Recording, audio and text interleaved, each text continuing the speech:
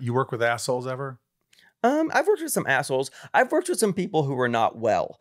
Some actors who weren't well. The majority of the actors I worked with, I really liked a lot. But I had a director on Man in the High Castle who had done some Game of Thrones. And it was like right when Game of Thrones was the thing. And I was a series regular on this show. And at the time, it was the second most expensive show ever produced behind Game of Thrones. Right. So of course, they're going to get this guy. This guy shows up and he's rough talking everybody, like rough talking my hair, makeup people. Fly. I don't like it. And I get so angry by it. And so I would always get him at the end of the day. And he would spend 7 hours shooting people walking down the street. And then I would get him for a critical scene and he would to take me, right? Or just be really on me about something. So you said something to him. So he did this thing where he was rough talking everybody. And I kept saying, I'm going to have to talk to this guy. I'll pull him aside. And I asked the cameraman, a camera operator who was my buddy, who's there every week, something. And the director came over to me in the middle of the take and did this. You know why you're not more successful? Do you know why you're not a bigger actor? You don't listen.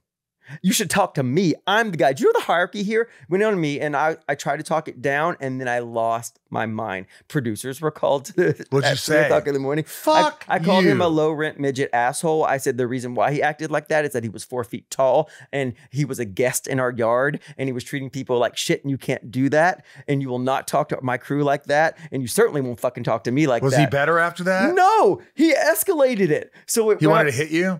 He got aggressive and then I heard him. So it was like this thing where we would separate and then something would happen and we would come back together like two fighting dogs. This has never happened before. And never got along with him at all. No. And so I heard him say at the monitor, and Ty, interesting enough, Ty said he also had a problem with this guy years before this.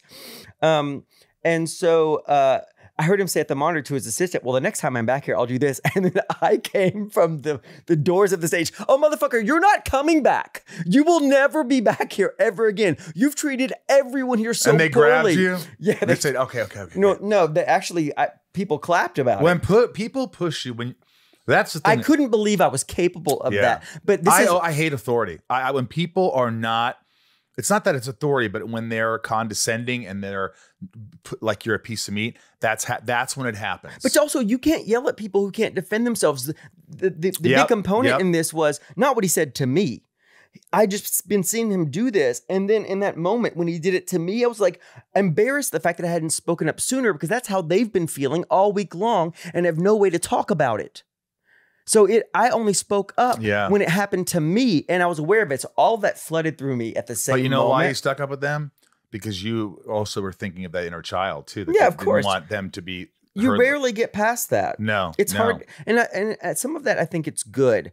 It can be harnessed in the right way. If it limits you, that's wrong. But a lot of that early trauma and a lot of the stuff that happens to you can be turned around and give you compassion. Yes.